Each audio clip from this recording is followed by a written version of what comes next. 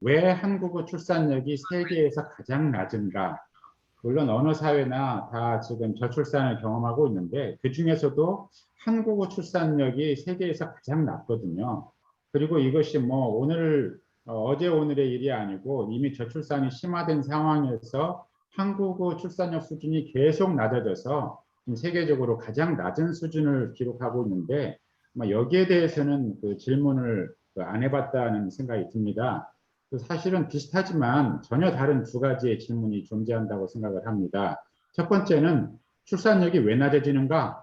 혹은 저출산의 원인은 무엇인가? 지금까지의 우리의 논의가 다 여기에 관한 것이었습니다. 한국이 저출산이 심각한 문제다. 도대체 이 한국의 저출산의 심각한 저출산의 원인은 무엇인가? 여기에 대해서 논의하고 그러나 또 다른 질문이 있다면 그런데 전 세계적으로 다 출산력은 낮아지는데 왜 한국의 출산력이 전 세계에서 가장 낮은가? 여기에 대해서는 누가 질문하거나 또 여기에 대해서 뭐 대답하거나 그런 것은 없다고 생각합니다. 그래서 정부는 출산력이 낮으니까 이 저출산을 해결하기 위해서 어떻게 해야 되느냐? 마찬가지로 학계에서도 여러 이 전문가들이 도대체 한국의 저출산의 원인이 무엇인가? 이걸 탐색한 다음에 그러면 이 저출산 상황을 좀 반전시키기 위해서 어떤 정책을 마련해서 실시할 것인가. 이제 여기까지가 지금까지 우리가 다 알고 또 경험하고 했던 내용입니다. 잘 아시겠지만 한국 정부가 굉장히 많은 예산을 투여해서 저출산 문제를 해결하려고 했지만 여태까지 그 예산이 투여된 만큼 효과가 있었다. 그런 이야기는 우리가 들어본 적이 없습니다. 오히려 예산은 투여하면 투여할수록 오히려 저출산 상황이 더 심각해지는 그런 역설적인 그런 상황을 맞고 있는 거죠. 그래서 정부에서도 이 저출산 문제의 해결을 위해서 혹은 원인을 탐구하기 위해서 기존의 그 인구학자라든지 또 인구에 관계된 학자들의 그 연구의 바탕에서 이루어진 정책이 효과를 못 거두니까 인문학적인 접근을 뭔가 해봐야겠다.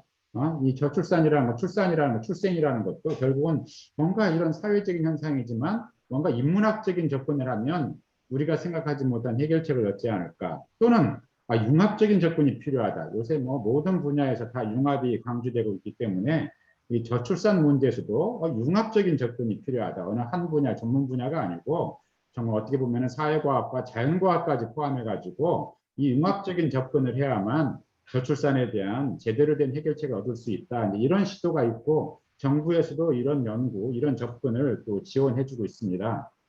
그래서 제가 최근에 이 문제에 관해서 소위 굉장한 전문가라고 하는 그 팀이 만들어져서 그 결과를 발표하는데 제가 한번 참석해 본 적이 있는데 거기에서 던진 그 발표 첫 번째 발표가 이런 거였어요. 인구 변동의 근본 원인에 대한 탐구가 필요하다.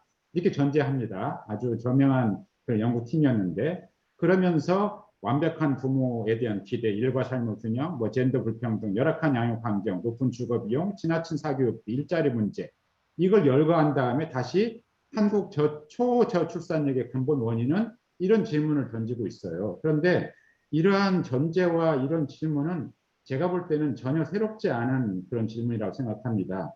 다 알고 있고 다 아는 원인이라고 생각되는 것을 다시 한번 열거하면서 또다시 근본 원인에 대한 탐구가 필요하다고 했는데 이것들이 근본 원인인가 저는 이제 그런 의문이 들었습니다. 뭔가 지금 질문이 잘못된 것이 아닌가 싶었어요. 그래서 저는 이 어떤 문제든지 이 사회적인 문제가 있다면 만약에 이것을 과학적인 시각에서 접근한다면 이런 그 원인과 결과에 관한 여러 그런 변수들이 있고 그 변수들 간의 그런 관계를 잘 설정하는 것이 당연히 전제되어야 됩니다. 예를 들면 지금 저출산은 지금 우리가 관심을 갖는 예컨대 뭐 과학적인 용어로 표현하자면 이건 이제 종속 변수가 되겠죠. 우리가 관심을 가지고 있는 결과, 저출산이 결과인 거죠. 그럼 저출산을 낳는 그 원인들이 무엇인가?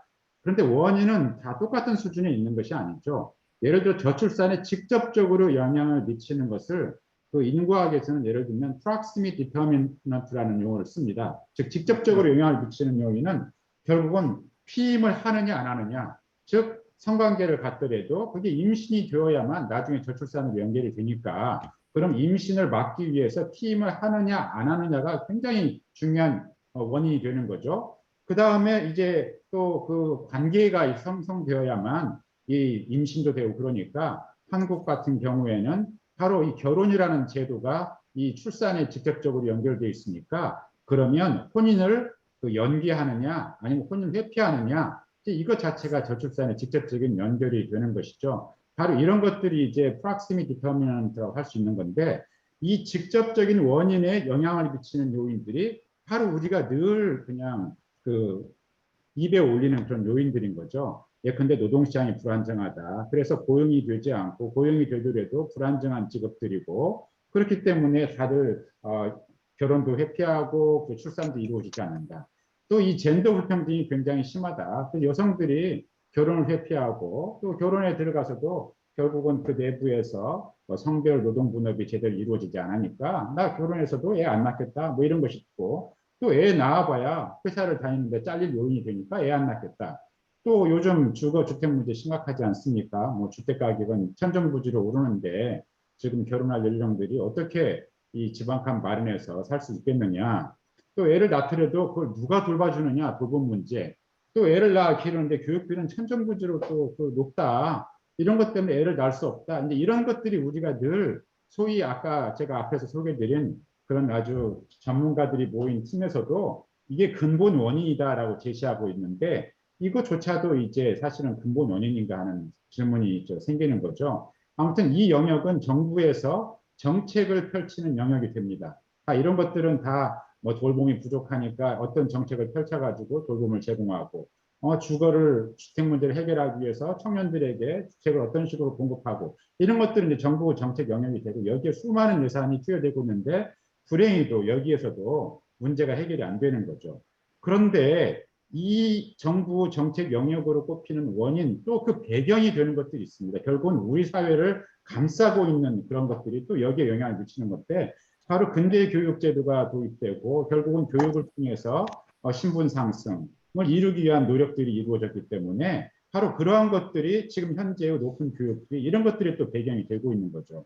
또 우리나라의 경우에 그 1950년 한국전쟁 기간 동안에 그 토지개혁이 이루어졌고 토지개혁으로 인해서 실질적으로 조선시대로 대표되는 전통적인 신분 질서가 결국은 와해되고 그 다음에 이제 농민들이 땅을 잡더라도 소유하게 되면서 결국은 이 물질적인 가치관이 굉장히 높아지는 그런 계기가 만들어지고 그 이후에 한국 사회의 이 물질적 성공에 대한 강한 열망이 그때부터 굉장히 자리 잡게 되었거든요.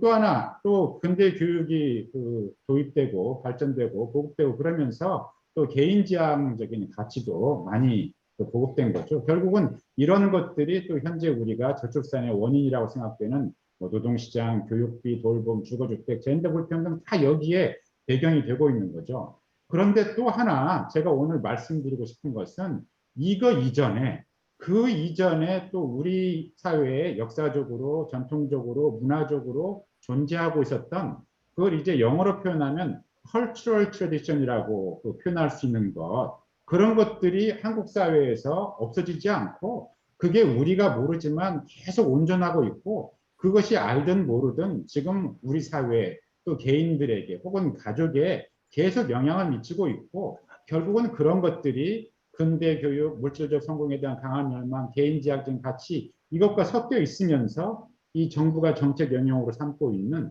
소위 우리가 저출산의 근본 원인이라고 생각하는 것에 영향을 미치고 있고 그것이 결국 지금 현재 한국의 저출산으로 결과되고 있다. 어떤 이런 좀 인과관계적인 이런 걸 설정하면서 도대체 우리가 논의하는 지점이 어디인지를 좀 이해를 하고 거기에서 파악을 해야 된다 생각을 합니다. 소위 지금 우리가 논의하고 있는 것은 바로 정부 정책 영역으로 삼고 있는 그런 원인들에 관해서는 많은 논의가 되어 있었는데 그런데 이게 제대로 작동하지 않는다면 그건 또 어떤 이유인가? 그러면 그거 이전에 존재하는 또 원인이라고 볼 수 있는 것에 대해서 좀 더 생각을 할 필요가 있지 않을까 저는 그렇게 생각을 합니다.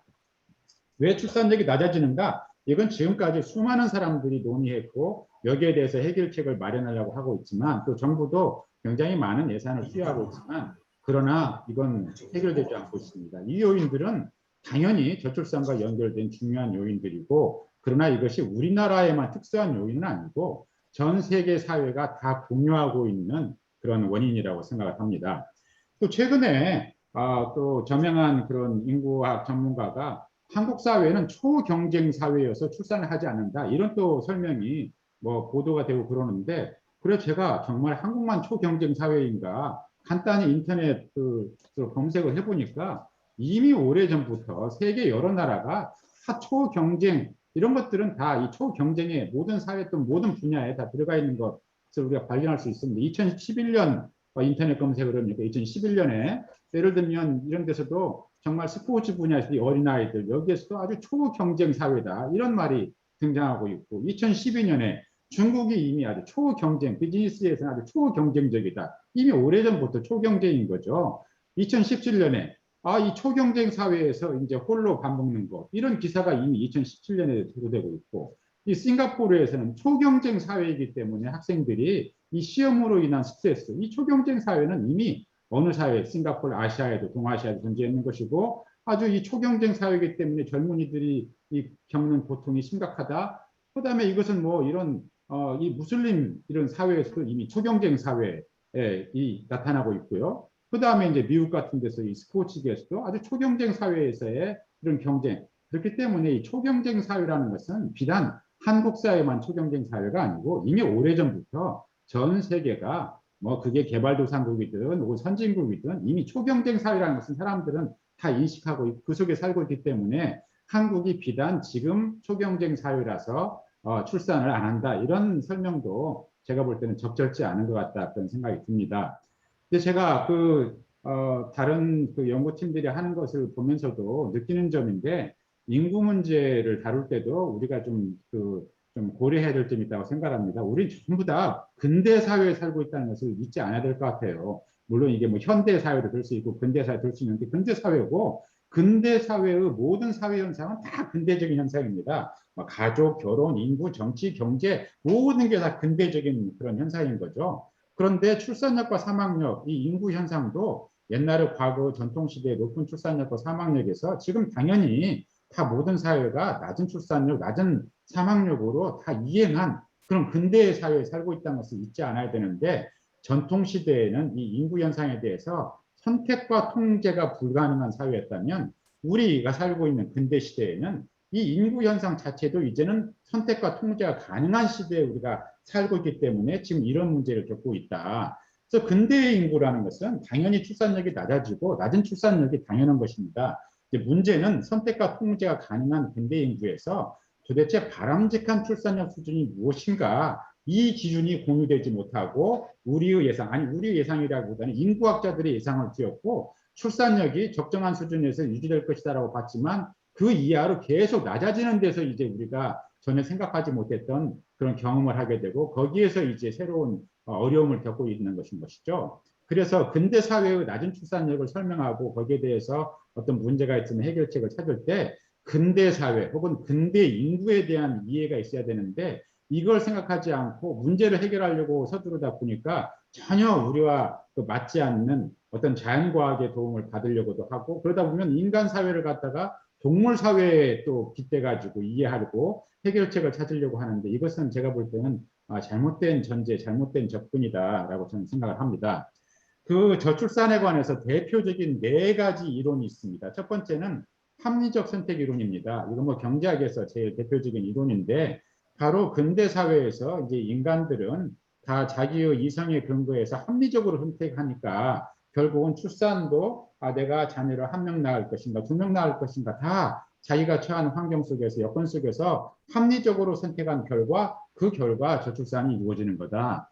또 다른 이론은 그런 위험 회피 이론입니다. 결국은 출산이라는 것이 특히 여성들에게 자녀가 있다는 것이 자기가 커리어를 추구할 때 위험 요소라고 인식된다면, 결국은 자녀를 낳는 것이 자기의 커리어의 위험이니까 그 위험을 회피하려는 것이 인간의 당연한 본능이고, 그렇기 때문에 자녀 출산을 회피하기 때문에 결과적으로 사회적인 차원에서 저출산이 되는 것이다. 또 하나는 그 전통 시대에서 근대 사회로 근대화라는 것이 결국 이루어지면서 우리 사회의 그 가치관도 다 변하게 되는 것이죠. 전통적인 가치관에서 근대적인 가치관으로 변하게 되고, 거기에서는 예를 들어서 여성 인권, 이거 당연한 것이고, 또 아이들의 인권 당연한 것이고, 또 자녀를 많이 낳는 것이 중요하지 않은 그런 가치관으로 변동이 있기 때문에 따라서 근대 사회에 저출산은 당연한 것이다.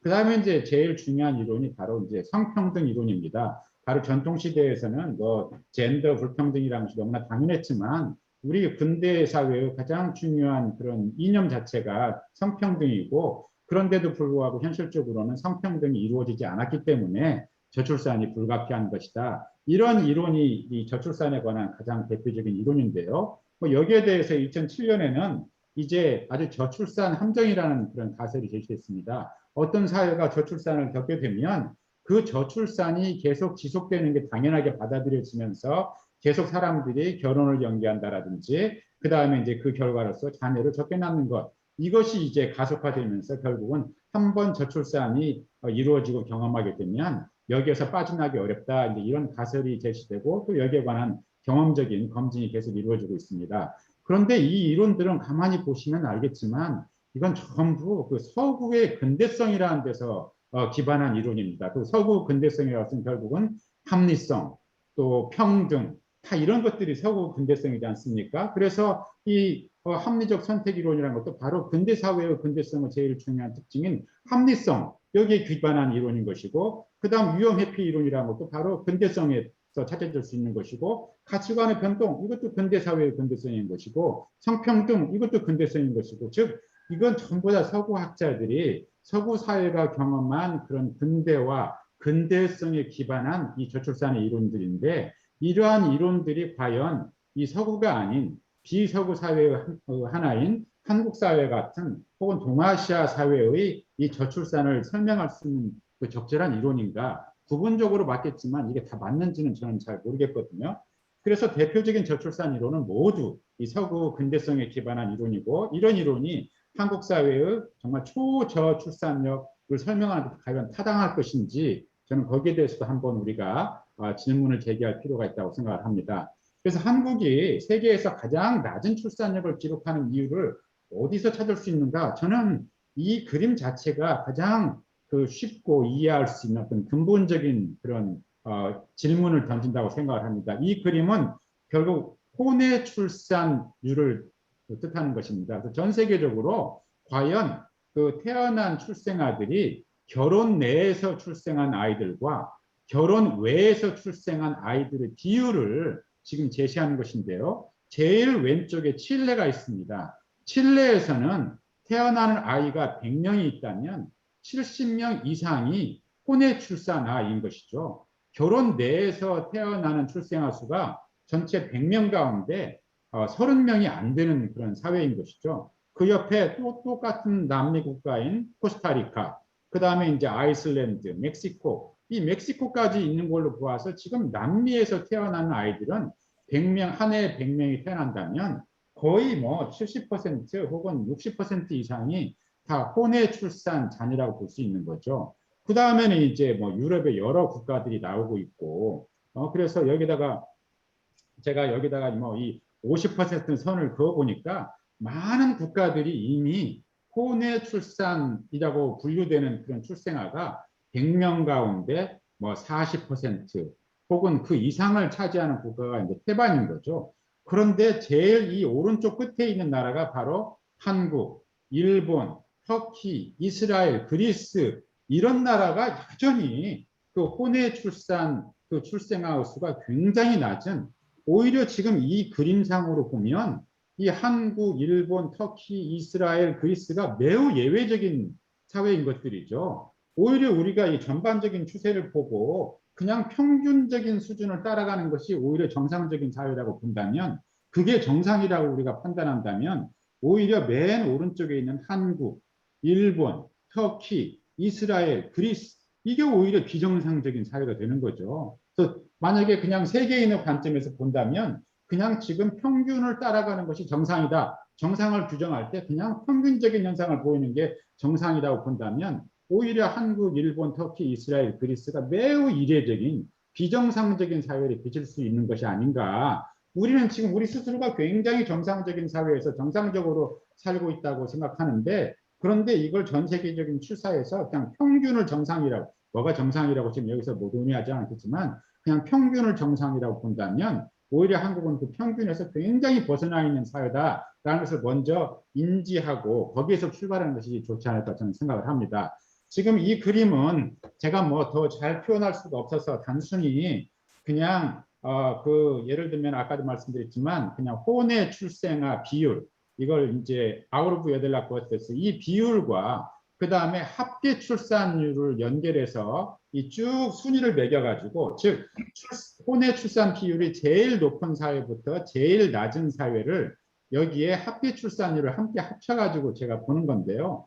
대개 합계 출산율은 이 혼의 출산율이 높은 사회에서 여전히 높기도 합니다. 뭐 꼭 그 경향이 뭐 똑같지는 않지만 대개 그래도 높은 사회가 있고 또 그렇지 않은 예외적인 사회도 있습니다. 제가 이 지금 색깔을 이 녹색을 칠한 사회는 이 전 세계적으로 출산력 수준이 유럽에서도 제일 낮다고 알려진 소위 그 남유럽 국가들입니다. 그리스, 이태리, 스페인, 포르투갈인데요. 제가 이 남유럽 국가도 보니까 이 남유럽 국가라고 통칭을 해도 그 내부에도 상당한 어떤 그런 차이 혹은 이질성이 있구나라는 것을 볼 수가 있습니다.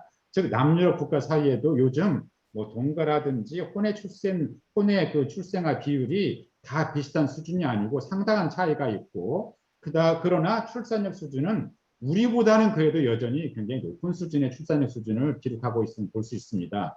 또 아까 말씀드린 그 카톨릭이 중심인 그런 남미 국가에서 의외로 이 혼의 출산율이 굉장히 높고 또 그 사회에서 아직도 그 출산력 수준이 굉장히 높은 걸 알 수 있습니다. 이 나머지 국가는 지금 우리가 그 동유럽 국가 예전에 그 사회주의 체제에서 자본주의 체제로 이행한 동유럽 국가가 출산력 수준이 또 굉장히 낮은 것으로 알려지고 있지만 지금 이 표를 보시면 동유럽 국가도 한국과는 비교할 수 없을 정도로 출산력 수준이 높은 걸 알 수가 있습니다. 물론 이 정도 수준이 높다고는 전혀 말할 수 없지만 이제는 뭐 소위 그 초저 출산력이 대세인 전 세계적인 기준에서 보면 동유럽 국가도 의외로 출산력 수준이 높고 그 사회에서도 여전히 혼의 출산율이 굉장히 높다는 것을 알 수가 있습니다. 여전히 이 기준에서 보면 한국은 굉장히 예외적인 사회이고 덩달아서 출산력 수준도 이 보시면 알겠지만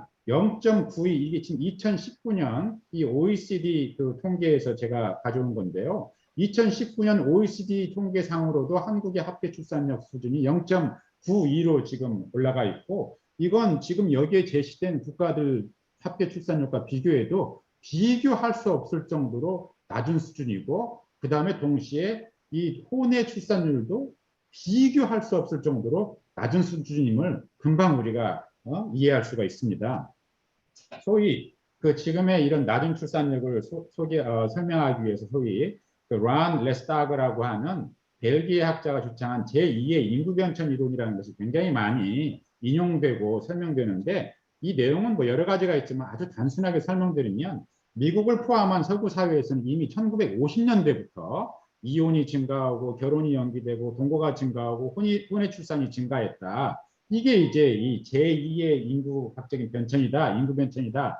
그런데 이건 뭐 사망력과 출산력 변천에 관한 것이 아니고 결국은 성, 사랑, 결혼, 이혼, 동거, 그 다음에 출산 이걸 포함하기 때문에 이것은 개인의 라이프 스타일의 변화에 관한 이론이라고 지금은 이제 이해가 됩니다. 그런데 이런 제2의 인구 변칙 이론과 함께 사실은 서구 사회에서 성혁명이 이제 이루어진 거죠. 1차, 2차, 3차 성혁명이 있었는데 이 3차의 성혁명이라는 것은 결국은 먹는 피임약이 발명되고 보급됨으로써 이제 섹스라는 것이 결혼과 서구 사회에서 완전히 이제 결별하게 된 것이죠. 그냥 성은 성인 것이고 결혼은 결혼인 것이고 이게 이제 그 성혁명이 이루어지고 제2의 인구 변천에서 이제 공식화된 이제 그런 것이 됩니다. 그런데 흥미롭게도 이 란 레스타가는 자기가 주장하는 제2의 인구 변천이 동아시아 사회에서 실현될 것이다라고 강하게 주장하고 있는 것입니다. 동아시아 사회에서도 과연 이런 란 레스타가가 주장하는 제2의 인구 변천이 이루어질 수 있을 것인가 이게 사실은 초미의 관심거리인데 그래서 한국을 비롯한 여러 동아시아 사회에서도 결혼이 연기되고 이혼이 증가하고 있는 현상은 다 나타나고 있습니다. 이건 분명히 제2의 인구 변천에서 주장하는 그런 현상입니다. 자유로운 성 이것도 지금 널리 받아들이고 있습니다. 얼마 전에 제가 가족사회학을 가르치는 교수들과 책 집필에 관해서 그 회의를 하면서 어느 지방대학교에 계신 교수님이 그러더라고요. 아, 옛날에 우리가 사귈 때는 손잡았잖아요. 근데 요즘 애들은 처음에 만나가지고 바로 잠자잖아요. 놀랍게도 그런 말씀하세요. 즉, 요즘의 젊은이들은 그냥 그 처음에 만나가지고 데이트한 다음에 바로 그냥 잠잔다는 것이죠. 정말 이 성이라는 것은 요즘 젊은 세대에는 그냥 우리가 생각하는 무슨 결혼이다, 무슨 관계 지속, 이것과 아무 상관없는 그냥 만나면 서로 합의하면 얼마든지 당일로도 성행위가 이루어질 수 있는 이미 그런 상황에 우리 한국 사회에 있다는 것이죠. 그럼에도 불구하고 동거, 혼외 출산 이건 좀처럼 받아들여지지 않고 실제로 그것을 행하고 있다고 할지라도 그걸 누구에 공식화하거나 알리거나 그러진 않습니다. 이게 굉장히 흥미로운 현상인 것이죠. 그건 다른 말씀 드리면 한국 사회에서 여전히 결혼이라는 사회적인 제도가 강하게 유지되고 있고 또 출산도 결혼 내에서 이루어져야 된다는 그런 규범이 여전히 강하게 유지되고 있는 것이죠. 처음 만나가지고 바로 잠자리를 갖는 그런 젊은 세대도 그러나 내가 출산을 할 때는 결혼이라는 제도를 통해야 되는 것이고 우리가 공식적인 관계를 이루기 위해서는 그럴 때는 결혼이라는 사회 제도를 통해야 된다는 것을 그 사람들도 그건 받아들이고 있는 현실인 것이죠. 예를 들어서 미디어에 저출산 상황이 되면 항상 이런 식이죠. 올해도 결혼 건수가 작년에 비해서 몇 퍼센트 포인트 감소하고 그래서 출산 건수가 작년에 비해서 올해는 몇 건으로 감소하고 이런 식으로 보도됩니다. 당연히 한국 사회에서는 출산은 결혼을 전제로 한 것이고 그래서 결혼과 가족의 한국 사회에서 많은 변동이 이루어졌다고 논의되지만 그러나 과연 거기에 근본적인 변동이 이루어진 것인지 이런 것을 통해서 다시 한번 의문을 제기할 수 있습니다. 다시 오늘 제가 제기한 왜 한국의 출산율 수준이 세계에서 가장 낮은가 여기에 대해서 그냥 저의 이건 뭐 과학적인 그런 근거가 있는 것은 아니고 제가 여전히 탐색하고 있는 그런 상황인데요. 첫 번째는 Paradox of Strong Family and Low Fertility라는 논의가 있습니다. 이건 이미 그 이탈리아의 이런 저 사회과학자가 이 다나 쭈안나라고 하는 사람들이 자기네 나라 그 남미 사회 특히 이태리 사회의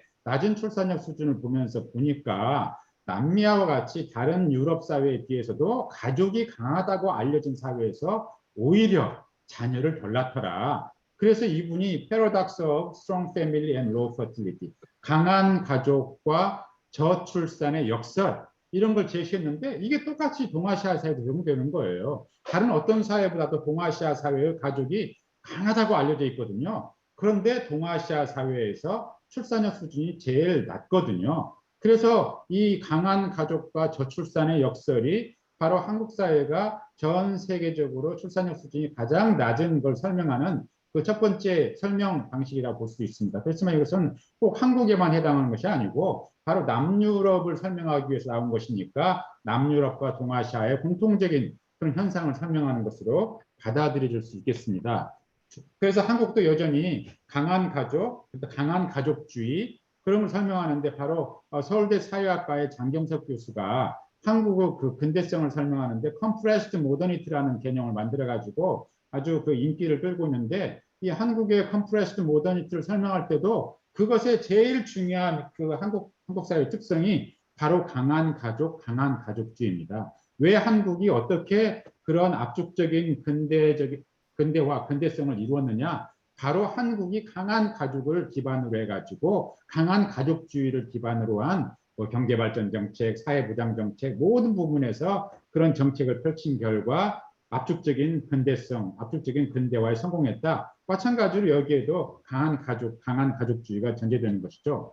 그런데 저는 두 번째로 이 로널드 잉글하트라고 하는 미국 미시간 대학교의 정치학자가 주장하는 근대화에 좀 주목할 필요가 있을 것 같습니다. 이분 잉글하트는 여러분도 잘 아시다시피 소위 세계 가치관 조사라는 것이 있습니다. 월드 밸류 서베이라는 것을 1980년대부터 유러피언 밸류 서베이부터 시작해서 지금은 이 전 세계를 포괄하는 세계 가치관 조사를 하고 있고 이분이 바로 여기에 기반해서 정치학자니까 결국 근대화의 최종 목표는 이 정치적인 그런 혁명, 즉 근대화의 산물은 결국은 민주주의에 공고하다. 여기에 이제 초점을 두는데 이분은 자기는 이제 근대화를 주장하면서 근대 사회가 되면 소위 전통적인 요소가 다 없어지고 모든 것이 다 근대적인 것으로 근대성으로 다 대체될 거라고 보았는데 제가 오랜 기간 전 세계적인 세계 가치관 조사하면서 발견한 현상은 자기가 당연한 것으로 생각했던 소위 전통적인 요소가 근대 사회가 확립되면 다 제거되고 없어질 거라고 생각했는데 의외로 이 전통이라는 것은 전혀 그렇게 쉽게 없어지지 않고 끈질기게 살아남아서 영향을 미친다는 것을 이분이 발견하고 이미 2000년대부터 그걸 주장했어요. 그래서 2000년에 이 소위 이제 밀레니얼 시대가 개막된다고 하는 2000년 그 미국 유명한 사회학 저널에 그 첫 번째 호에 이분이 논문을 발표했는데 거기 논문 제목이 근대화, 문화 변동 그리고 전통적 가치의 지속 이런 제목으로 발표한 거예요. 그리고 5년 뒤에 2005년에 근대화, 문화 변동 그리고 민주주의 이런 책을 냈는데 거기에서 그 제일 중요한 그 주장이 뭐냐면 이 두 번째 챕터가 뭐냐면 가치관의 변동이 이루어지는데 그럼과 동시에 이 전통적인 요소, 이 문화적인 전통은 끈질기게 살아남아서 영향을 미친다. 이게 챕터 2의 가장 중요한 그런 주제입니다. 그래서 이 근대화의 가장 중요한 이 주창자 중에 한 명인 미시간 대학교의 정치학자인 로널드 잉글하트가 근대화의 가장 중요한 것은 문화 변동인데 그럼에도 불구하고 근대 사회에서도 여전히 그 전통적인 요소는 큰 영향을 미친다. 이걸 주장하고 있습니다. 저는 이것이 한국 사회에 그대로 적용된다고 생각을 하는 것이죠. 한국 사회에서 전통적인 요소가 많이 사라졌다고 생각하지만 특히 가족의 영역에서는 이미 한국이 1960년대 이후에 이래 근대화를 추진할 때도 이 강한 가족을 일부러 이용해가지고 한국 근대화를 추구했고 그래서 한국이 근대화에 성공했고 따라서 한국은 이 전통적인 강한 가족이 전혀 파괴되지 않고 오히려 지금도 강하게 남아있고 지금의 저출산을 심각한 정도가 아니라 전 세계에서 가장 낮은 수준으로 이끄는 그런 가장 중요한 원인이다라고 저는 생각을 하는 겁니다. 세 번째는 로널드 잉글하트의 이게 이제 유명한 그 문화 지도인데요. 이 세계 가치관 조사를 통해서 여러 가지 문화권이 있고 바로 이 여러 가지 문화권에 속한 사회들이 비슷한 정도의 근대화의 속도와 방향을 그 경험하면서 최종적으로는 최종적인 근대화의 목표 지점에 도달할 거다라고 이제 이분은 주장하는 거예요. 그래서 예를 들면 그 유럽에서도 그 개신교 전통이 강한 사회가 이 근대화의 변동의 속도와 방향이 비슷하게 바뀔 수가 있고 유럽도 유럽 아닌 다른 사회에서 이 영어라는 언어를 공유한 바로 영어권의 이 문화권에 속한 사회들이 또 비슷한 정도의 근대화의 변동과 속도, 이 방향과 속도를 경험하고 있고 마찬가지로 라틴 아메리카, 사우스 에이시아 또는 카톨릭 유럽 이렇게 이 문화권에 따라서 결국은 이 근대화의 방향과 속도가 이 결정된다 이런 주장을 하고 여기에 이제 동아시아 사회는 유교권이다라고 묻고 있어요. 근데 저는 이게 과연 유교권인가라고는 저는 생각지 않습니다. 이분은 이제 이분도 뭐 유교권에 대해서 깊이 있는 이해가 있다고 저는 생각하지 않습니다. 당연히 이분 서양학자의 시각에서 뭐 한국이나 일본이나 다 유교주의 강한 유교주의를 공유하고 있지라고 생각해서 묻겠지만 저는 한국과 일본은 전혀 다른 사회이고 유교 영향도 전혀 같지 않다고 생각을 하거든요. 어쨌거나 저는 이 잉글하트의 이 주장이 한국의 출산력 수준에서 세계에서 가장 낮은 출산력을 기록하는데 이 설명하는 가장 중요한 그런 근거가 된다고 생각을 합니다. 마지막 그래서 이 결국은 지금 현재 우리 한국 사회가 이 신유교에 여전히 그 유산을 공유하고 있고 영향을 받고 있다고 생각하는데 바로 우리의 그 유교라는 것이 전 세계적인 유교권 사회에서도 가장 이 정당성, 정통성 이걸 강조한 유교의 정말 최고의 수준의 이게 이 사회가 바로 조선 시대였거든요. 적처와 후처는 이건 뭐 근본적으로 이건 너무나 차이가 엄격했고 적자 사자 이거 차별이 있었고 그렇기 때문에 심지어는 자기가 낳은 자녀가 있어도 이미 한번 적장자가 정해진 다음에 그 적장자가 후손을 낳지 못하고 죽는 경우에는 반드시 이 입후 제도를 통해서 양자를 들여와서 가계 계승을 했던 건 이건 한국 사회에서 이렇게 유례를 찾아볼 수 없는 이러한 유교주의 원리에 철저한 사회였다는 것이죠. 이 조선 사회의 신분제 이 1894년 95년에 갑오개혁으로 공식적으로 폐지됐지만 그러나 한국 사회에서 절대로 이 신분제가 그때 이후로 없어진 게 아닙니다. 거의 제가 생각할 때는 100년 가까이 존재했다고 보는 것이죠. 1950년대 서울대 사회학과 교수님들이 경기도 광주를 조사하고 쓴 보고서에는 혼인권을 구분하는데 그때도 양반, 양민, 그다음에 천민 이런 그 과거의 신분 개념을 써가지고 이 표를 만들어서 이 광주 조사 그 결과 보고서를 만들어냈습니다. 제가 1970년대 미국 그 이민 비자를 담당했던 당시 미국 영사를 만나서 이야기를 들으니까 한국 사람들이 70년대, 80년대 굉장히 미국 이민 가기 위해서 비자 신청했는데 자기가 조사를 해보니 세 번째로 많은 이유가 자신의 가족의 과거 신분을 숨길 수가 없어서 그래서 나는 미국에 가 살아야겠다. 이게 세 번째 미국 비자, 이민 비자 신청하는 이유더라. 그다음에 제가 1990년대, 2000년대 여러 그 지방 답사를 해봤는데 이 지방 답사를 해봤을 때 심지어는 2002년에 지금 판교는 완전히 다른 새로운 대표적인 신도시가 되었지만 그 개발 직전에 제가 조사를 해보니까 놀랍게도 판교는 조선사회더라고요. 개발 직전에 조선사회. 거기에는 연안희 씨가 아주 중심적인 양반 성씨고 나머지 성씨는 이건 다 그냥 평민 성씨인 거예요. 교회가 두 군데 있는데 연안희 씨는 교회를 안 가요. 아, 왜 교회를 안 가시냐고. 내가 그 교회 가면 그 쌍놈들이 뭐 장로 권사 근데 내가 그 밑에 집사로 어떻게 들어가? 연안희 씨는 교회를 안 다녀요. 판교에. 그리고 다른 성씨가 그 판교에 있는 교회에서 장로 권사 집사로 계신 거예요. 그리고 이 연안희 씨는 여전히 시제를 지내고 그 당시에 판교는 완전히 조선시대였었어요. 조선사회더라고요. 근데 이제 판교가 개발돼 가지고 비로소 조선사회가 판교에 사라진 거예요. 그래서 제가 볼 때 이 한국 사회는 우리가 굉장히 많이 근대화된 현대 사회라고 생각하지만 저는 여전히 알게 모르게 한국 사회 저변에는 굉장히 조선시대의 그런 전통과 문화가 여전히 깔려 있고 특히 가족의 영역에서는 굉장히 강한 가족주의 사회이고 동시에 유교적인 가족 원리가 지금도 아주 강력한 영향을 미치고 있는 사회가 우리 한국 사회다. 세 번째는 저는 이 한국 사회에서 그 기독교와 저는 매우 밀접한 기독교 영향이 있다고 생각하는데 왜 한국이 그렇게 기독교가 빨리 보급되고 그랬을까? 이제 물론 저도 이제 교회를 다니지만 이건 하나님의 은혜다. 이제 저는 그렇게 교회에서 이제 설명을 합니다. 그런데 그냥 학자 눈에서 보면 유교하고 지금 한국의 그 주류 그 기독교 즉 장로교 보수적인 장로교가 주류인 한국의 그 개신교 사이에는 그 베버가 말한 선택적인 친화력이 저는 있다고 생각을 해요. 왜 한국의 이 강한 보수적인 미국에서도 굉장히 강한 보수적인 북장로교 계통의 이런 개신교가 한국에 보급되고 그게 굉장히 빨리 사람들이 한국 사회에서 받아들이게 되는가?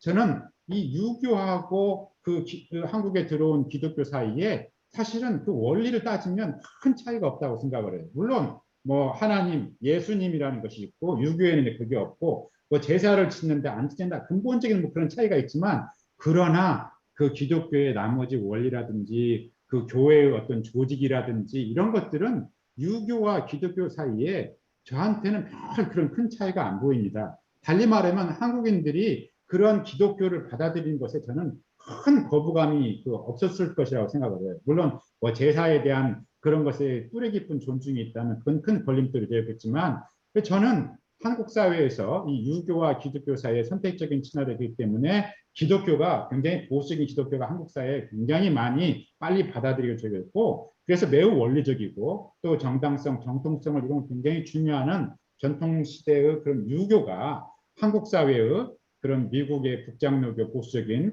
그런 주류가 된 기독교를 받아들이고 그것이 결합하는데 큰 문제가 없었기 때문에 결국은 기독교가 지금 전 인구의 5분의 1, 뭐 천주교까지 따지면 거의 4분의 1을 차지할 정도로 그 받아들여지고 있고 그 영향력이 전 인구의 5분의 1, 4분의 1을 차지하면 그 영향력은 이미 그 숫자로 따질 수 없는 그런 영향력을 미치고 있고 이 기독교적인 이 전통에서도 마찬가지로 결혼과 가족이라는 것은 굉장히 신성시되는 그런 것이기 때문에 이 유교적인 전통과 결합해서 한국 사회에서 결혼이라는 사회제도가 여전히 강한 전통적인 개념으로 유지되는데 지금도 기여하고 있다.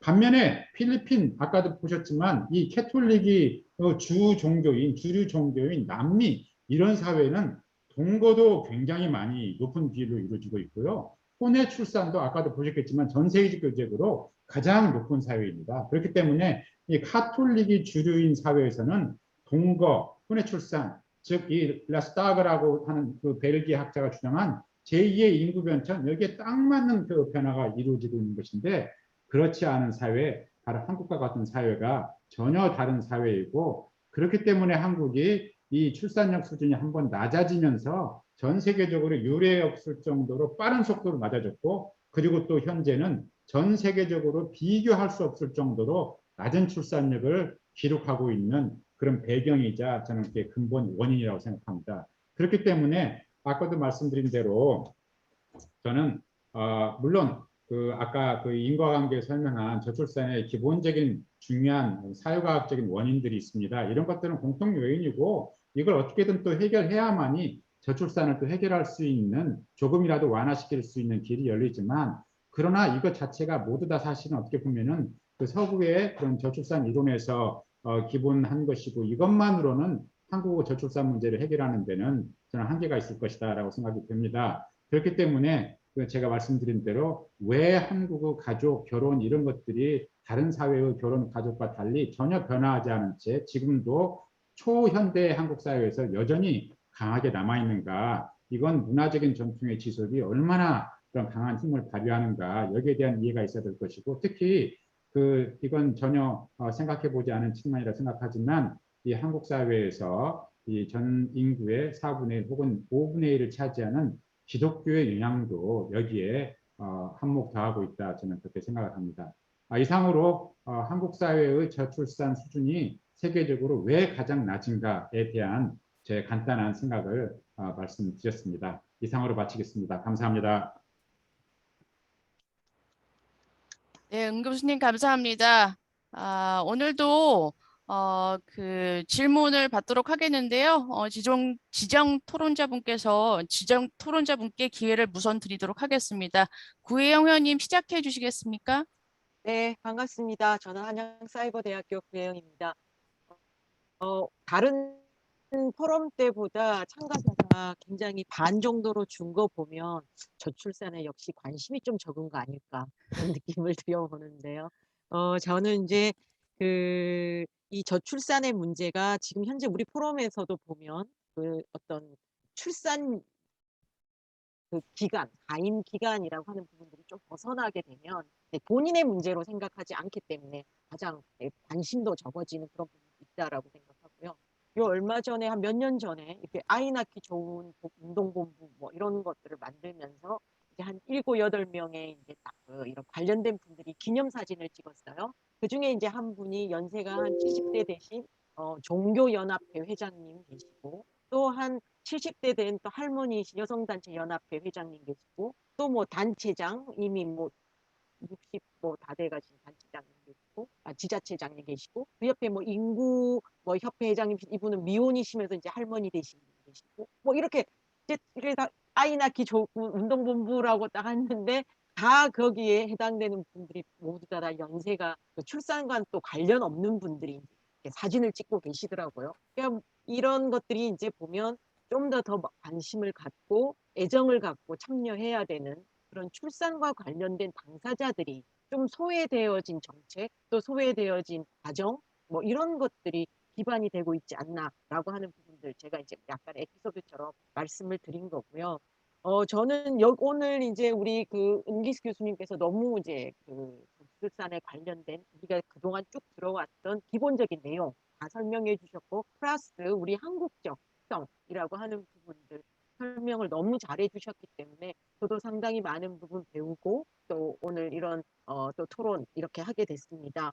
그런데 이제 조금 더 여기에서 조금 더 진일보하면 이제 재밌는 상황을 좀 보면, 사실 이 저출산에 대해서 남자보다는 여성이 훨씬 더 심각하게 저출산, 그러니까 출산을 하지 않겠다라고 하는 의지가 굉장히 높다라고 하는 겁니다. 그러니까 남성 같은 경우는 12.7%가 난 아이 낳지 않겠다라고 이제 이야기를 한 반면에, 여성들 같은 경우 63.4%, 이것도 해마다 그 폭이 굉장히 넓다라고 하는 것이죠. 그래서 이게 남성들과 여성들이 함께 출산이라고 하는 과정이 일어나야 됨에도 불구하고 성별에도 굉장히 큰 차이가 있다라고 하는 것도 굉장히 중요한 포인트로 봐야 될 것 같고요. 그리고 이제 문제는 이게 연령대별로 굉장히 큰 차이를 보인다는 겁니다. 지금 현재 10대의 청소년들 같은 경우는 39%가 아예 낳지 않겠다라고 이야기하는 거고요. 20대가 47.5%, 그리고 30대가 59%, 그리고 40대가 이제 65.4%, 뭐 이 정도로 이제 출산이라고는 하는 것을 이제 꼭 해야 되면 하겠다라고 하는 그런 형태여서 지금 10대 같은 경우는 뭐 거의 뭐 3명 중에 1명은 애 낳지 않겠다라고 이야기하는 거 보면 엄청난 앞으로의 미래까지도 어둡다라고 하는 부분들을 이제 함께부터 고민해 봐야 될 거라고 생각합니다. 그런데 이제 우리 그 은기수 교수님께서 굉장히 중요한 말씀 해주셨어요. 그게 이제 뭐냐면 가족주의에 의해서 이루어진 부분들이 한국에 많이 남아 있어서 특히 이제 혼외 또 내지는 동거 내지는 뭐 사실혼 뭐 이런 등등과 관련된 부분에서 자녀들이 굉장히 그러니까 출산할 수 있음에도 불구하고 하지 않는 부분들 이제 이렇게 있다라고 이제 말씀하시는데 이 강한 가족주의가 가장 두드러지게 나타나는 게 바로 동반 자살이라고 하는 겁니다. 이 아이들의 생명이 하나하나의 개개인의 생명이 아니라 나의 가족, 내 소유물이라고 생각하는 그 왜곡된 가족주의가 결국은 동반 자살의 그 자살률을 굉장히 높이는 그런 원인이 되는 것처럼 이것이 이제 출산에도 영향을 미치는데 그렇다면 이걸 어떻게 해결할 수 있는가라고 하는데 저는 정말 오래전부터 우리나라의 4인 가족 기준, 이 혼내에 그러니까 결혼이라고 하는 것 내에 4인 가족 기준으로 복지 서비스가 제공되는 이거 해결해야 된다라고 주장해 왔던 사람입니다. 이번에도 재난지원금, 이제 작년에 재원금 1차 때 이제 전 국민 나갔을 때 대다수의 많은 사람들이 불평이 많았었던 이유 중에 모두 다 좋습니다요. 그때 여성들이었다라고 하는 것이죠. 왜 가구주에게 그리고 가구주가 대부분 남성이었기 때문에 여성에게 주어지지 않느냐라는 거였고 또 그 부양 가족들이죠. 소위 말하는 뭐 청소년이나 청년들 같은 거 집 나가 있는데도 가구에 주어지는 이런 것들이 굉장히 큰 문제였었다라고 생각하는데 저도 그런 부분에서 이 가족주의를 조금 더 그 방법 중에 하나가 바로 결혼 내에 있는 4인 가족 기준이라고 하는 것들을 개인으로 바꾸는 과정이 굉장히 중요한 포인트가 아닐까. 그런 서비스를 제공하는 복지 서비스뿐만 아니라 저출산 정책들을 지원해주는 그런 역할들 하지 않을까라는 그런 생각들을 해보고요. 그리고 두 번째는 이제 저출산 우리나라 정책이 불평등을 심화시키고 있다라고 하는 것입니다.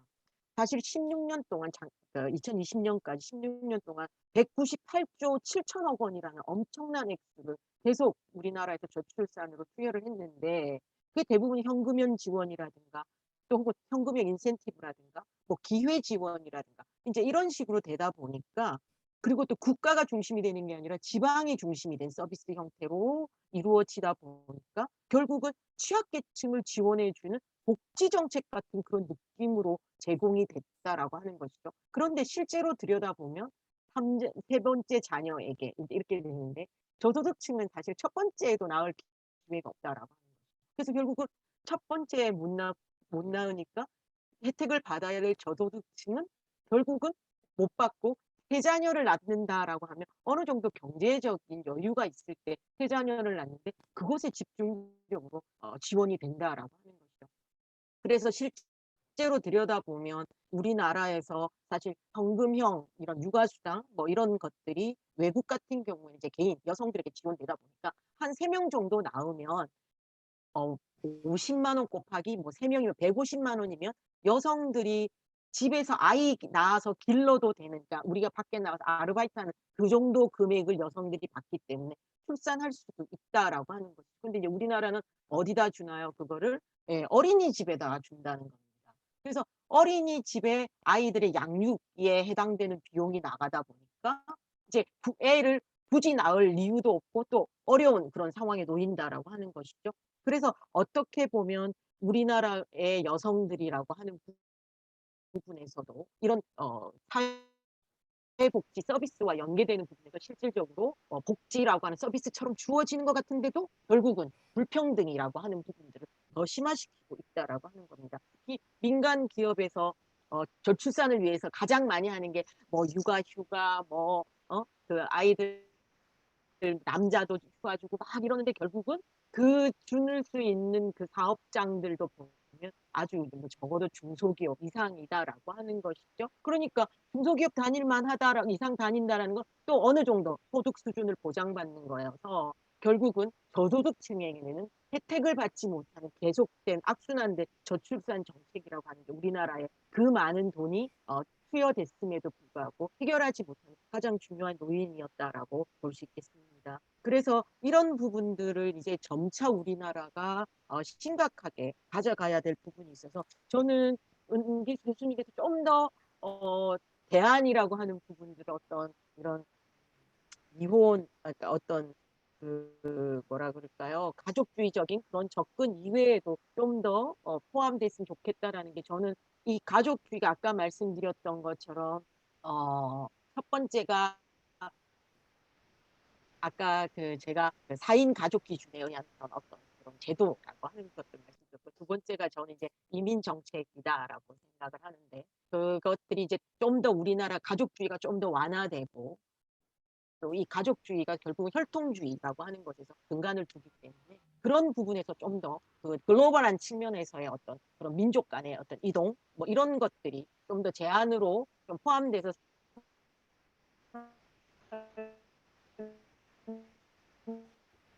네, 구 교수님 감사합니다. 은 교수님 뭐 예, 답변해 주실 거 있으시면 이런 답변해 주시면 우리나라의 감사하겠습니다. 저출산 문제도 조금 제 해결이 되는 따로 그런 답변 드릴 건 없고요. 네. 내용이 없이 그냥 알맹이 없이 그러냐는데 제가 뭐 말씀드리면 이제 이건 굉장히 또 이제 지금 우리 여기 계신 분들 사이에서도 뭐 견해가 굉장히 다르고 벌써 그 제가 얼굴들을 배워도 연령층이 굉장히 높기 때문에 제가 말씀드리면 진짜 이건 제가 격에 맞지 않는 또 이상한 이야기를 하는 사람이 이제 될 수도 있어서 그냥 원론적으로 말씀드리자면 우리 사회가 소위 그냥 뭐 다양성 이런 것도 많이 강조하지만 우리 사회의 아직도 이 지배적인 그런 사고는 어떤 때는 굉장히 흑백 논리적인 것이고 소위 뭐 선명하다 이런 게 굉장히 지금도 중요한 그런 거지 않습니까? 그래서 그에 맞지 않는 것은 그건 틀린 것이다 이런 입장인데 뭐가 맞다 틀리다 이런 것도 중요하지만 다르다라고 받아들여야 된다고 생각하면서도 실제 우리 사회 현실에서는 그게 그렇게 잘 작동하지 하고 있지 않다. 그런 것들이 결국은 사회 제도라든지 정책에도 그대로 투영되기 때문에 여전히 그런 면에서 기본적으로 아까 구혜인 교수님 말씀드렸듯이 사회 정책을 효과적으로 펼친다고 했죠. 저출산에 관해서. 그럼에도 불구하고 그게 제대로 작동되지 않는다. 저는 그렇게 생각하고요. 제가 한 번 또 흥미로운 질문을 던지자면 저출산으로 이 성불평등이 저출산의 중요한 원인이다 다 이야기를 해요. 저는 그것도 참 의심스러워요. 한국 사회에서 만약에 성평등이 이루어지면 그럼 이제 한국 여성들이 좀 기꺼이 결혼도 하고 기꺼이 그 자녀도 더 낳고 그럴까요? 저는 한국 사회에서 성평등이 이루어지면 정말 더 결혼도 안 하고 아마 애도 덜 낳고 저는 그러지 않을까 생각을 합니다. 왜냐? 이제 평등한 조건이 마련됐기 때문에 내가 그동안 자극받고 배워온 대로 나는 내 꿈을 이루기 위해서 전력을 다하겠다. 아마 그런 여성들이 더 늘어나지 않을까 싶고 만약에 그래서 출생이라는 것이 꼭 결혼이라는 제도를 통해서만 이루어져야 된다. 이게 여전히 남아있으면 아마 한국 여성들이 성평등이 이루어진 한국 사회에서는 더 결혼하지도 않을 수 있고 아마 더 자녀를 안 낳을 수도 있다. 저는 오히려 반대로 생각해 볼 수 있다 생각합니다. 네, 감사합니다. 신각수 대사님 혹시 이렇게 손 올려주셨는데 질문 있으신가요? 예, 질문이 좀 많습니다. 우리 은 교수님 발표 잘 들었고요. 특히 우리 사회 문화적 요인에 의해서 인구 절벽 현상이 세계에서 아마 1등 가는 극심한 현상에 이르렀다는 점에 대해서 전 상당히 공감하는 부분이 크고요. 그런 점에서 볼 때는 아까 말씀하신 다양한 가정 형태를 우리 사회가 용인하는 것이 굉장히 중요할 것 같은데 그 점에 대해서는 우리 사회에서 그렇게 심각하게 논의가 안 되고 또 입법을 하려다가 실패한 경험도 있고 해서 그런 점이 좀 더 추구돼야 할 것 같고 제가 이제 질문 드리고 싶은 것은 어차피 그 최근에 그 워싱턴 대학교에서 발표한 걸 보면은 세계 인구 전체가 감소 국면입니다. 그래서 2064년에 97억을 피크로 해서 줄어들기 시작하고 세계 151개국이 인구 감소를 경험할 것이다. 이런 추계가 나왔거든요. 그러면 결과적으로 보면 우리나라뿐만 아니라 전체적으로 인구 감소에 따른 현상이 나타나고 그것이 극심한 우리 같은 경우는 인구 절벽 현상까지 나타나는데 우리가 지금까지 해온 건 뭐냐면 완화하는 즉 미티게이션에만 중점을 두고 정책을 추진하지 않았나. 이미 그러한 현상이 닥치고 있는데 그거에 대한 대책 즉 어댑테이션 적응하는 거에 대한 정책은 지금 별로 없는 것 같은데 그 점에 대해서 어떻게 생각하시는지 하나 여쭙고 싶고 두 번째로는 지금 아까 이 토론하신 분이 예산 문제 얘기하셨는데 저는 모든 부처가 인구 문제를 핑계로 해서 인구 대책이 아닌데 예산 얹어가지고 쓰는 것도 굉장히 원인이 있다고 생각을 합니다. 그래서 그런 점에서 볼 때 범정부적인 어떤 인구 문제를 담당하는 기구가 필요할 것 같은데 그 점에 대해서는 어떻게 생각하시는지 두 가지 여쭙고 싶습니다. 이상입니다. 바로 답변 드리면 될까요? 네네. 예, 예. 저 심각부대사님 감사합니다. 첫 번째 말씀하신 그 한국 사회에서 여전히 그런 다양성이 부족하고 이제 그것을 좀 인정하려는 그 흐름도 있지만 그러나 이제 이게 입법화라든지 그런 데서 여전히 그 갈 길이 요원하다는 말씀에 저도 100% 그 공감하는 부분입니다. 두 번째는 이제 적응 문제인데 인구는 그 많아도 문제고 적어도 문제입니다. 그러니까 인구라는 것은 뭐 지금 출산력 수준이 뭐 높아져서 그럼 높으면 좋으냐? 높아도 안 좋죠. 제가 말씀드린 것은 인구라는 것은 한 사회에서 이 늘 다른 현상과 마찬가지로 변동하는 것이고 출산이 많이 이루어지면 많이 이루어지는 대로 거기에 따른 새로운 문제가 생기고 또 출산이 안 이루어지면 또 안 이루어지는 대로 또 문제가 생기는 것이죠. 그렇기 때문에 인구는 뭐 늘어날 수도 있고 줄어들 수도 있고 출산력 수준이 높을 수도 있고 낮을 수도 있고 이건 당연히 우리가 받아들여야 되는 것인데 문제는 이제 근대 사회에서는 그 트렌드가 결국은 출산력 수준이 이제 낮아지는 트렌드로 가는 것인데 또 하나 이제 한 사회가 당면한 문제는 변화의 방향도 있지만 속도가 더 문제가 되는 거죠. 결국은 변화가 이루어지는데 그 속도가 완만하게 이루어지면 그 사회가 거기에 적응하고 대응할 수 있는 시간적인 여유도 있고 자원도 활용할 수가 있는 가능성이 큰 거죠. 그런데 우리 사회 같은 경우는 예를 들어 서구 사회가 뭐 100년, 200년에 이룬 변화다. 근데 우리는 지금 그 변화가 20년, 10년 사이에 지금 그걸 경험한다. 이게 지금 가장 큰 문제인 거죠. 그러니까 속도가 완만하게 이루어지면 지금 우리가 경험하는 수준의 출산력 수준이 만약에 100년에 걸쳐서 이런 지금 저출산 정도에 이루었다면 아마 한국 사회가 거기에 대비해서 계속 정책도 마련하고 그래서 적응해서 살아왔을 것 같아요. 근데 문제는 이런 변화가 불과 10년, 20년 이런 짧은 시기에 일어나다 보니까 이 속도를 감당할 수가 없는 거죠. 한국 사회의 예컨대 재정 구조라든지 경제 구조라든지 여러 그런 제도 구조가 이러한 변화 속도를 감당할 수가 없기 때문에 이게 더 큰 문제가 되는 것이지 전반적인 감소 수준으로 간다. 이건 근대 사회에서 그런 방향으로 당연히 갈 수밖에 없고 또 실제로 가고 있는 것이니까 그건 당연한 것이죠. 문제는 속도 문제라고 저는 생각을 합니다. 그래서 우리가 지금 여기에 신경을 쓰는 것도 어떻게 하면 이것을 조금 완만하게 그래도 갈 수가 있을까. 이게 더 중요한 문제고 거기에 따른 자원을 활용해서 이 정책을 만들고 이걸 좀 우리가 받아들일 이 충격을 충분히 흡수할 수 있는 그런 사회로 가는 것이 필요한데 그게 여의치 않다는 말씀이고 그다음 예산 문제는 늘 지적되는 것이지만 저도 이 정부의 저출산 대책 예산 그걸 보면 정말 한심한 데가 많습니다. 무슨 이게 저출산 예산이냐.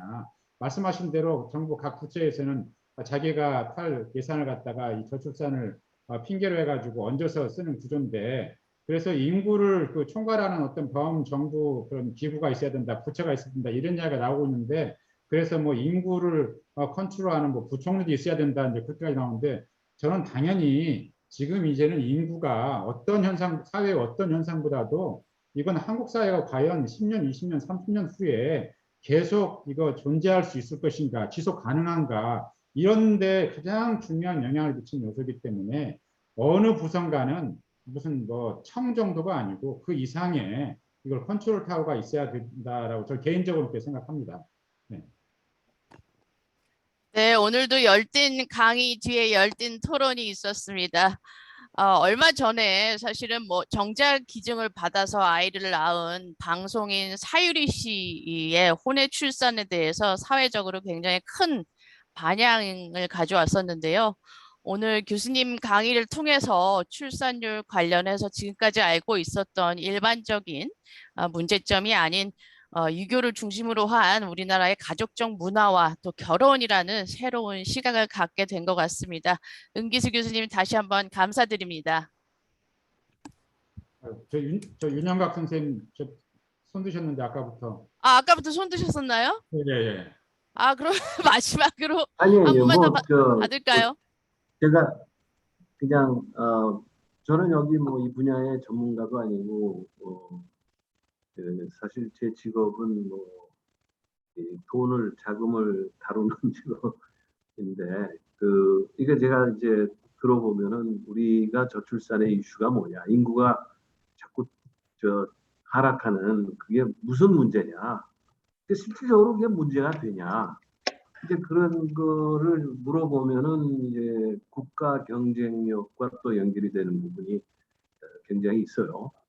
그러니까 이제 약간 글로벌한 그 경쟁력에서 우리가 인구가 자꾸 줄면은 우리의 힘이 빠지는 거 아니냐, 능력이 줄어드는 거 아니냐, 이제 이런 이제 답변들을 듣는데 거기에 좀 입각해서 얘기를 한다면은 그러면 지금 태어나는 사람들 또 교육을 받고 있는 사람들을 10년, 20년 후에 국가 경쟁력을 높이기 위한 교육을 시켜서 그게 다시 얘기를 하면은 그 교육을 통해서 소득이 증대가 되고 또 그 소득이 증대가 되면서 국가 경쟁력이 높여지는 그런 쪽으로 우리가 그 예산도 쓰고 그런 그 마인드 세트를 가지면은 결국 그 사람들이 소득이 좋아지고 국가 경쟁력도 높아지면서 스스로 출산에 관심을 갖는 거 아닌가, 뭐 그런 생각도 해보는 거예요. 그래서 뭐 요즘 얘기로 이제 4차 산업이 굉장히 이제 발전되고 있고 중요한 부분을 차지하는데 우리가 10년, 20년 전에 태어난 애들을 그 4차 산업에 맞는 교육을 시켰다면 정부의 예산을 통해서든지 그러면은 지금 그 친구들이 돈을 잘 벌고 있고 또 생활 수준이 높아지고 또 편안하고 지금 얘기하는 뭐 여러 가지 그 부동산 문제 이런 것도 상대적으로 적고 그러면 출산을 하지 않을까 하는 그런 생각이 들어요. 왜 우리가 맨날 뭐 둘째 나면 돈 주고 셋째 나면 더 주고 난 그거 별로 교육을 제대로 시키자 이겁니다. 예산을 그쪽으로 끌고 가고 인컴 수준을 높이고 그게 국가 경쟁력하고 연결이 되고 왜 그런 그 예산의 뭐 30%는 그쪽으로 가야 되는 거 아니냐, 뭐 그런 코멘트를 좀 하고 싶습니다. 이상입니다. 은 교수님 혹시 덧붙이실 아니요, 말씀? 거기에 대해서는 저보다도 여기 이 자리에 계신 분들이 훨씬 더 저보다 전문가시기 때문에 그런 관점에서는 훨씬 더 적절한 그런 대답도 하실 수 있고 또 토론도 가능하실 것 같습니다. 네, 제가 윤 회장님 아까부터 기다리고 계셨다는 걸 못 봐가지고 죄송합니다. 혹시 또 마지막으로 누구 또 계신가요? 네, 그럼 마무리를 해야 될 것 같은데요. 한 가지, 이용식 선생님. 네, 마이크를 켜셔야 할 것 같습니다. 네. 네, 뭐 정말 잘 들었습니다. 저는 매일 글 쓰느라 이런 문제를 고민을 하기 때문에 아주 간단히 제가 한 두 가지만 질문 겸 말씀을 드리겠습니다. 사실 저출산 문제는 말씀하신 대로 백약이 무효인 같습니다. 돈을 아무리 퍼부어도 지금 이런저런 수많은 이유들로 인해서 개선이 되지 않기 때문에 저희는 인구 감소를 아까 은 교수님 말씀대로 불가피한 걸로 지금 수용을 하고 지금 5,200만을 계속 유지할 필요가 있겠느냐. 한 4천만 정도로 해서 우리나라 국가 미래를 설계를 아예 그 국가 전략을 세우고 그 지금 말씀하신 대로 지금 인구 감소의 속도가 문제이기 때문에 지금 모든 저출산 예산이 너무 낭비가 심합니다. 여러분이 말씀하신 대로. 그래서 그걸 다 통폐합해서 요즘 뭐 기본소득 논의가 유행이지 않습니까? 다 통폐합해서 정말 뭐 기본 출산이라고 할지 어떤 개념을 만들어 가지고 무조건 아이 한 사람을 낳으면 요람에서 대학까지 국가가 재정 사정이 허용하는 범위에서 그냥 정말 현금으로 보상해 주는 그런 식의 아주 획기적인 발상을 가지고 저도 뭐 그렇게 하더라도 아마 이 감소 자체는 막을 수 없다고 봅니다. 그래서 속도를 늦추면서 한 4천만 정도의 저희 북한까지 포함하면 6천만 앞으로 장기적으로 그 정도로 가지고 국가 장기 계획을 세우고 모든 저출산 관련 예산을 통폐합해 가지고 아이 1인당 얼마씩 국가 재정에 허용하는 대로 대학 나올 때까지 획기적으로 지원하는 막 그런 게 지금 현실적인 방안이 아닌가 이런 느낌을 가지고 있고 가끔 그런 주장도 펼치고 합니다. 두 번째는 이 정말 혼외 출산 비율은 제가 처음 본 자료 굉장히 충격적입니다. 혼외 출산 비율에 관한 자료는 그럼에도 불구하고 그것이 과연 인구 감소의 주된 측면이 되겠느냐. 그 다음에 그것이 하나의 그런 부분을 앞으로 인구 증가 대책의 로 활용을 한다면 정말 지금 아주 진보적인 개방형 가족 문제라든지 여러 가지 제도와 문화를 획기적으로 바꿔야 되는데 우선 그런 논의가 좀 실현 가능성도 없고 하기 때문에 그런 부분은 뭐 제가 이건 약간 보수적인 견해인지 모르겠습니다만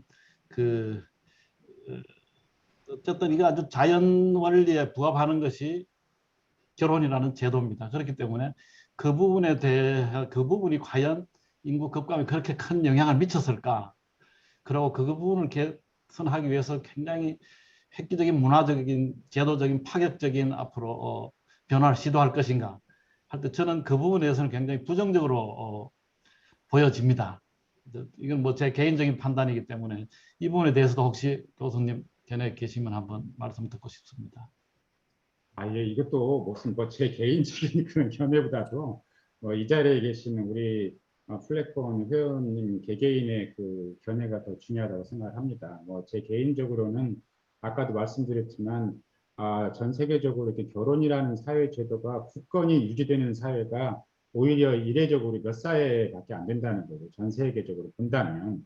그래서 이것이 너무나 당연하고 자연스러운 사회 제도라고 받아들인다면 그럼 우리는 이 제도 틀내에서 계속 살아가야 되는 거고 그런데 이 제도가 유지된다면 여전히 모든 정책은 이제 결혼한 사람을 대상으로 해서 오늘도 신문 보니까 뭐 특공에 1인 가구와 신혼 부부를 중심으로 뭐 이런 기사가 헤드라인 딱 실리더라고요. 우리 언제나 다 그걸 당연하게 보는 거죠. 신혼 부부야만 이제 특공 대상이 된다라고 되는 거죠. 여전히 우리는 결혼을 중심으로 해서 만들어진 부부 이게 이제 공식적인 어떤 커플이다라고 인정하고 모든 정책의 대상이 이제 그렇게 되니까 이런 것들이 계속 이걸 이제 강화시켜 나가는 거죠. 이게 안 되면 여전히 이런 것을 지원할 수 있는 것도 없는 것이고 그런데 이제 그런 것들이 뜻하지 않은 어떤 이런 사회적인 결과를 날 수도 있는 것이 아닌가 저는 이제 그런 관점에서 이제 말씀드리는 겁니다.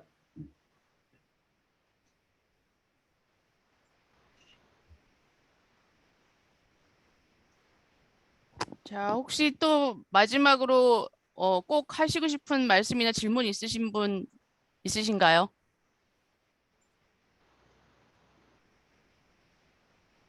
네, 교수님 감사드립니다. 네, 수고하셨습니다. 감사합니다. 네. 마지막으로 한 가지 공지사항이 있는데요. 지난 7월 달에 강의를 해주셨던 홍익대학교 건축학과의 유현준 교수님하고 한양대학교 류마티스 병원 배상철 교수님께서 신규 회원으로 가입하시게 되었습니다. 다음 달에 오프라인으로 세미나를 하게 되면 그때 공식적으로 소개를 시켜드리도록 하겠습니다. 일주일 후면 추석 연휴가 시작이 됩니다. 그런 의미에서 추석 인사를 서로 하시면서 이번 달 세미나를 마치도록 하겠는데요. 즐거운 한가위 되시고 건강하게 다음 달에 뵙겠습니다. 감사합니다. 네, 즐거운 한가위 되십시오. 예, 수고하셨습니다. 네. 감사합니다. 감사합니다.